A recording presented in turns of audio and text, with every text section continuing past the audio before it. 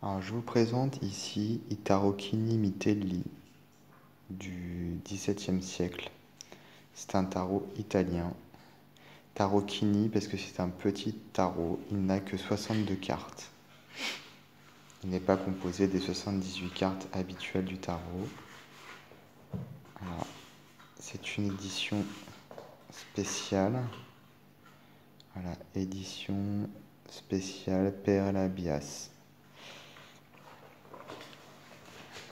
On a ici un petit livret en italien.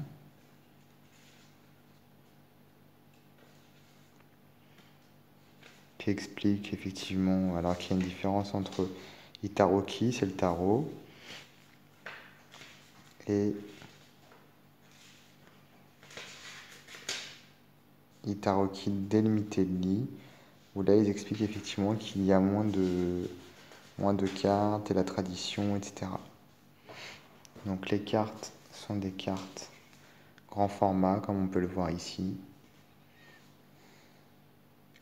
Elles n'ont pas de nom. Elles n'ont pas de numéro non plus.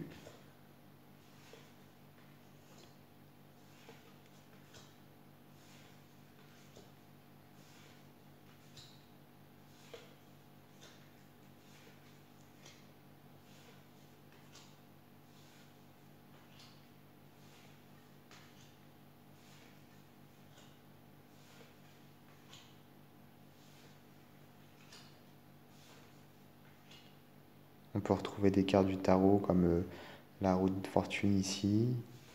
J'ai vu aussi un petit peu avant, je ne l'ai pas dit, mais voilà, le fou ici. Il y a d'autres cartes où j'ai un doute, je ne suis pas sûr. La justice, l'ermite, etc.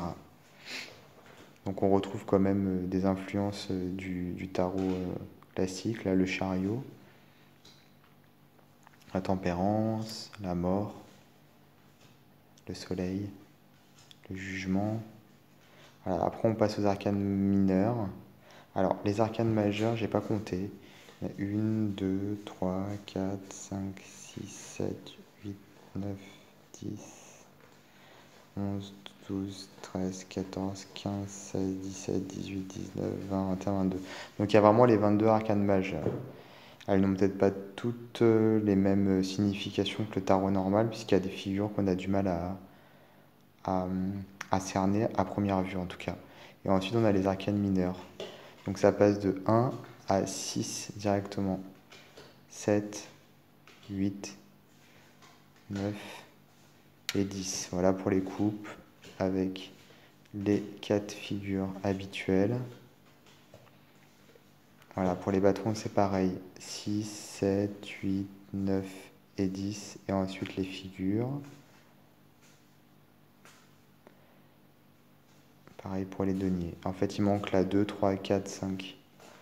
Parce que le jeu est construit comme ceci, je pense. Ou alors peut-être que ce sont les seules cartes qui ont été retrouvées, comme c'était un jeu historique. Honnêtement, je n'en ai aucune idée. Je pense quand même que ce serait un sacré hasard qu'il manque à chaque fois les cartes 2, 3, 4, 5. Donc je pense que c'est vraiment le jeu qui est composé comme cela. Le dos des cartes, tout simple, avec une qualité quand même de qualité, enfin une qualité de carte épaisse, je veux dire. Parce qu'une qualité de qualité, c'est pas forcément très français.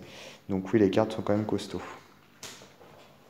Donc c'est un jeu qui n'est plus édité et qui est assez rare finalement. Moi je l'ai acheté le mien d'occasion sur eBay et je le trouve vraiment très beau, très particulier.